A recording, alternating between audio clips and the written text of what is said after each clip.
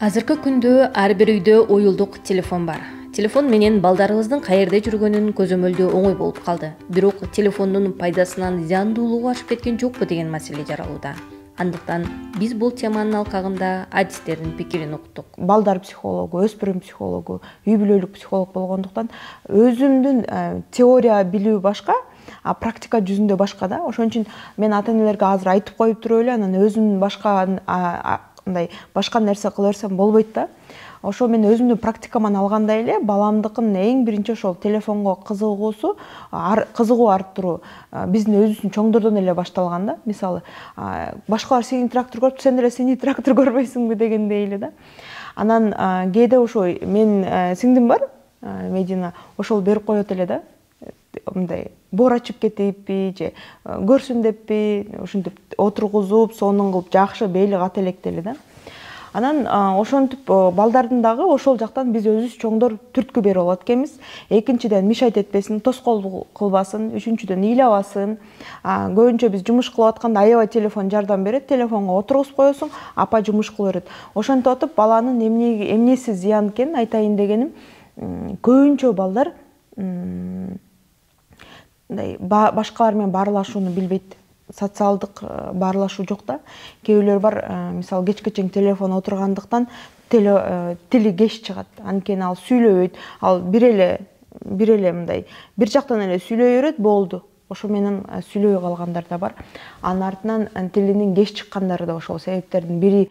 Ошол азыркы убакта мына техниканын жетишкендей ошо телефондун, гаджеттердин тегереги көп болуп атат да. Акыл эсине келип сүйлөгөн бала дагы энеге өтө ыңгайлуу ишин кылып жүрсө, ошону берип койсо бала көрүп эле тим болуп атпайбы? Сөз каяктан чыгат? Сүйлөм каяктан чыгат? Ошол эле акыл эси бар бала болсун, адам менен адам сүйлөгөндө биз канча окутуп, канча сүрөттүн түрүн көргөзбөйлүк балдарга, канча баланы үйрөтпөйлүк, эгерде ошону сөзгө, сүйлөмгө кошуш үчүн түшүнүп, сүйлөп, ойнобосо, диалог болбосо, монолог бойдон кала берсе, ошол окуган китебинде, ошол караган оюнчуктардын арасында кала берет да, ошол эле эч ким менен сүйлөшпөйт да бала. Көзү менен гана көрүп эле кыймылдата берет. Биз буга чейин эмне кылчубуз? Эшикте секирип чуркап ойношчубуз. Ошол эле топташ менен ойночу, мен өзүм кичинекейсинде балдар чүк ойночу, кыймылдачы, секирчи. Азыркы убакта балдарды эшикке алып чыга албайбыз. Себеби телефон. Эң кичинекей эле балага телефон карматып коет, ошо машан көрүш үчүнчү, мисалы, мультфильм көрө турган болсок. А бала деген кеп болуш керек, сүйлөшү керек.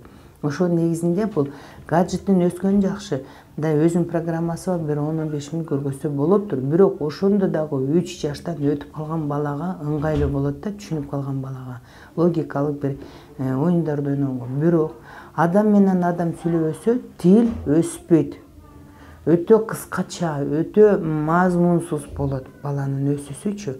Ошон үчүнгө кадимки эле оюнчуктар менен ойлоп, бала менен сүйлөш керек. Мурун эмне үчүн үй бүлөдө балдар жакшы өсүп, сүйлөгөн, себеби ошол эле чоң ата, чоң энеси балдар менен талашып, тартышып, ой пикирин айтчу. Азыр өзү менен өзү гаджетте, телефондо отурат. Наоборот, булардын минусу жанагы балдар эмес, биз чөчүп атабыз. Бир балекеттердин баарын жиберет, ошондон чөчүп, түн ичинде бала коркуп, стресс болуп, кекечтенген балдар көп болуп атат. Сүйлөөлөк жатып, кекечтенип калган балдар. Ошо гаджеттен көргөн, телефондон көргөн информацияларга балдар стресс болуп жатат.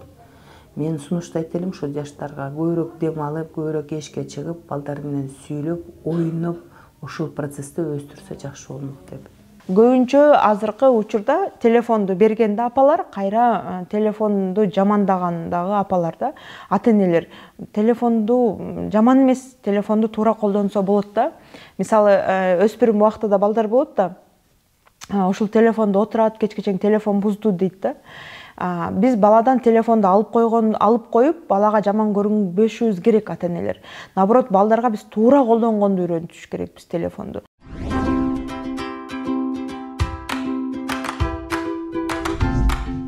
Эң биринчи билиш керекпиз, балдар бизден жакшы манипулятор да.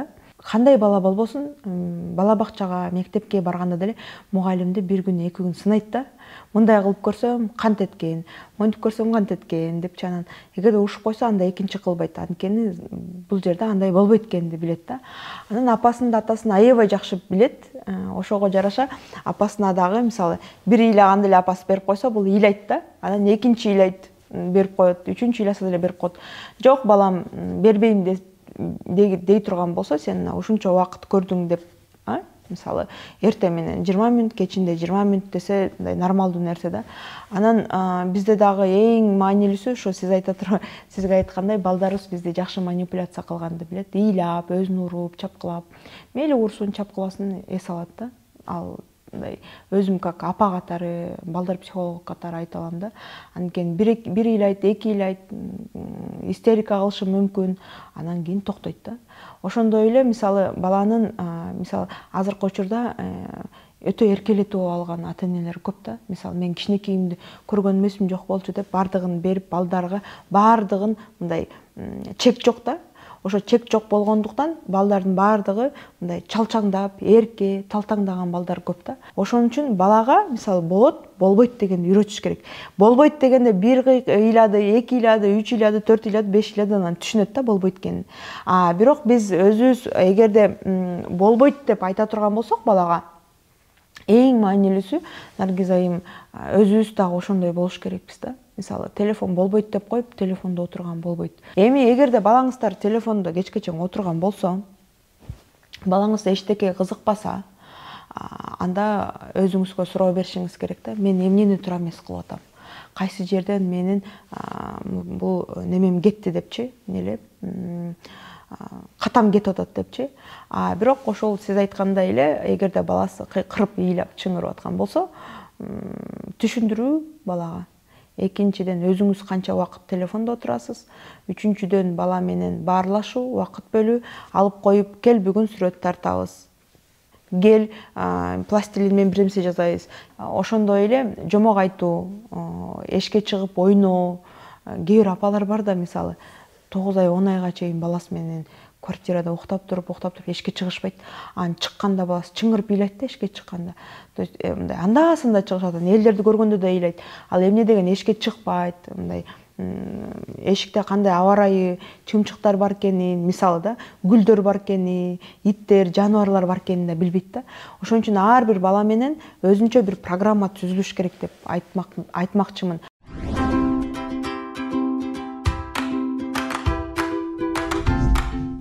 Тарбиялоо стилдери бар. Гиперопека жана гипоопека деп коет. Гиперопеканы кыргызчага отура турган болсок, гипер камкор ата-энелер бар да, аябай үстүнөн үйрүлүп түшүп, телефонду бербей же мисалы аябай балага оозуна тамакты салып берип, аябай мындай баланы контролдогон ата-энелер болуп саналат да, кыскача айта турган болсок. Анан гипоопека деп коет, бала өзүнө өзү калтырылган. Көбүнчө телефондо бала өзүнө калтырылгандар болот да. Мисалы балам телефонду алып тур, телефонду кармап тур, же ыйлап атса эле сразу берип коет, алаксытып. Мурда эми ыйласа билбейм, кантип соротчу апалар, эмне кылчу, ыйлап басылып калса керек. Азыркылар кыңк-пыңк деп ыйласа эле телефонду бере калат, бала унчукпай отуруп калат. Телефондо отурганда балдардын аппетити бузулган себеби да ошондон, анткени билбейт да курсагын ачкандагычы.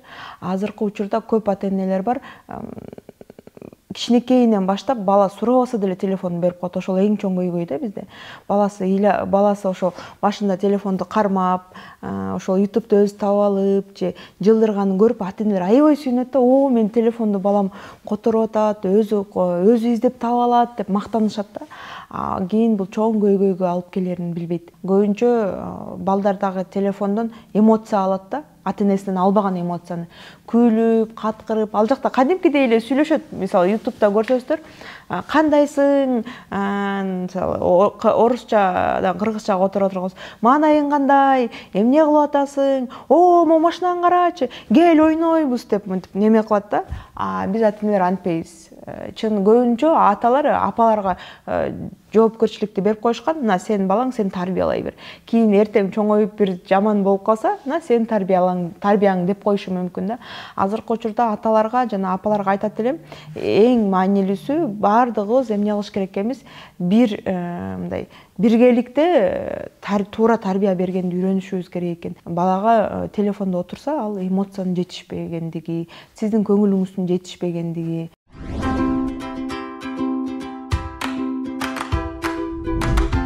Телефон чыкканына бир жакшы эле 10 жылдай болуп калды да, ошол жерде 5-6 жылдан бери телефондо отурган өспүрүмдөр бар да. Ошолордун азыр эмне оорулары бар? Көздөн зрение начарлап кетет, бирөө алыстан, бирөө астан, көбү азыр очки тагып калгандардын бардыгы ошондон. Мындай ал телефонду пайдасы бар деп айткан менен, телефондо зыян жагы бар экенин айтып атпайлыбы? Мисалы, эң зыян жагы ошол ден соолукка доо келтиргени. Анан сколиоз деп коет. Кечке чейин монтип отурганда ошол немеси кыйшайып баштайт да. Көбүнчө балдарда остеохондроз пайда болот. Анан кечке чейин телефонду да монтип отурганда дагы кистилер дагы оорулар пайда болот экен да. Анан аппетитин деп коет, жана тамакты жеген дагы бузулуп атпайбы? Ошондон болот да. Көбүнчө интернетте отурган балдардын бардыгы социофоб болуп калышат. Достору жок, эшикке чыгып сүйлөй алышпайт, барылыша алышпайт, дос таба алышпайт. Ошондой балдар дагы көп. Анткени алар мындай балдар менен баарлашуу, сырткы адамдар менен мындай карым-катнаш жок да. Ата-энелер бар да, мен кийим эски, былтыркы очкимди тагып жүрөм, же мурунку бир көйнөгүмдү кийип жүрөм, үйдө биздин посудалар эски, айнек бардабызды алмаштыра элекпиз деп уялагандар бар да. Бирок баласынын жабык болуп калганы, баласын сүйлөй калганы, же баласын өзүнө ишенбегендиги, баласынын мектепке баргысы келбегендиги уялбайт да. Ал норма. Ал деген чоңоюп кетет, өсүп кетет деп ошого көңүл бурбайт да. Мен айтат элем, ата-энелер ошолордон уялыш керек да. Балаң окуй калгандан, сүйлөй калгандан, балаң эчтеке кызыктырбай калгандан. Анткени биз ачыгын айтканда биз бардыгыбыз балабыз үчүн деп, бала деп жашап жүрөбүз. Бирок ошол эмоционалдык жактан, психологик жактан балдар мындай суусап турушат да дайыма. Кичинекейинде көңүл бурбасак балдарга, чоңойгондо ошол жаман жүрүм-турум менен көңүлүн бурдуруп алат экен да.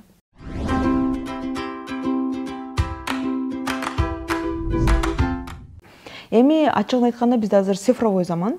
Цифровой заманда ар бир балада телефон болуш керек деп айтпайм, бирок ар бир бала телефондо отуруш керек. Ал эми мындай телефондо такыр болбойт деп мен айта албайм. Жакында эле бир интернеттен окуп калдым, кичинекей балдарга 1 жаштагыларга 10 мүнөт бериш керек депчи. 10 мүнөткө бала тойбойт деп айта алам да. Анткени балага ушунчалык тоюш үчүн бир 20 мүнөт, 30 мүнөт бериш керек да. Бирок ар бир баланын өзүнүн немеси болот экен да, кандай десем, таланты болот дейт да. Таланты болгон сайын баланыкы ошол интернеттен да өзү өрчүйт да. Мисалы, сиз байкап көргөнсүзбү билбейм, Наргиз айым. Бирок менин байкаганым, кичинекей балдарды байкайм да. Мисалы, космоско кызыккандар планеталарды көрөт экен да YouTube'дан. Ал деген кандай сонун нерсе. Экинчи бала аябай жаныбарларды көрөт. Садикке барганда бала бакчадан көрүп аябай таң калгам да. Силердин балдарыңар эмнени көрөт телефондон? Эмне кызык балдарыңарга депчи. Анан үчүнчүдөн ошол балдарга жанагы мынтип коет го, сүрөт тартуу дагы кээ бир балдарга ошол кызык экен. Ошон үчүн балама эмне кызык, эмне телефондон эмнени көрүп атат деп апалар дагы көңүл буруш керек.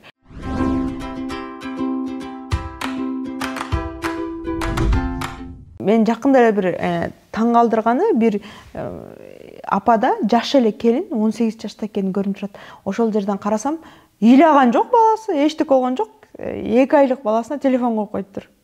Мындай эле жандай катырып туруп коюп коет го, прищепкалап. Анан ошондо таң калдым да, ата-энелер өзүбүз күнөөлүүбүз, өзүбүз беребиз телефонду, өзүбүз алаксып турса экен, бизге тоскоол болбосо экен деп. Анан ошон үчүн балдар дагы көнүп калат, бала дагы норма. Дагы бир жолу айткым келет, азыркы заманда цифровой заман деп коет. Цифровой заманда телефон керек. Телефонду биз алып же мындай запрет койгондун ордуна биз эмне кылыш керек экенбиз? Балдарга туура колдонгонду үйрөтүш керек экенбиз. Анткени телефондон дагы көп нерсе, интернеттен пайдалуу нерселер аябай көп. Ошон үчүн балдарга фильтр койгонду да үйрөтүшүбүз керек. Анан өзүбүз кечинде китеп окуганды дагы бир бизде ритуал деп коет, ритуалдар болуш керек. Китеп окуу, азыр саат 8:30-дан 9-га чейин китеп окуйбуз дегендей да. Үйдө азыркы мурда деле баарлашуу жок болчу, азыр бизде такыр баарлашуу деген жок. Кечке чейин мисалы эмне болот экен, телефондо эле отура берет. Ата деле мисалы жашырып негере бар, көп аталар бар, жумуштан келгенден кийин телефондо оюндар бар го, PUBG деген, ошолорду ойношот. Апалар болсо Instagram, TikTokто отурса, бала бул учурда эмне кылат? Ага дагы телефон кызык болот да. Ошон үчүн ар бир ата-эне ойлонуш керек. Мен балама тыюу салганды эмес, мен балама кандай үлгү көрсөтүп атам. Мен жаш кезимде университетти жаңы эле бүткөндө Еврей бизде бир психолог бар эле. Ошол психолог мынтип айтканда, биз балдар тарбиялабайбыз дегенде мен тыкылдап мынтип айткам да, эмнеге тарбиялабайбыз? Орусчада биз деген балдарды кыргыздар тарбиялайт, биз тарбиялап келгенбиз. Мен дагы тарбиялаган деп айткам да. Ошондо Еврей айткан, биз балдарды тарбиялабайбыз, Нургүл. Биз балдарга өзүбүздү тарбиялайбыз, балдарга үлгү көрсөтөбүз деп. Ошон үчүн азыркы учурда ата-энелер телефонду жаман болду, телефон деген ушундай оору болду, телефон деген бале чыкты деп айтып калышат го. Антип ойлобош керек. Мен балама наоборот кандай үлгү көрсөтүп атам. Балам менден эмнени алып атат, балам менден эмнени үйрөнүп атат дегенди ойлонуш керек да.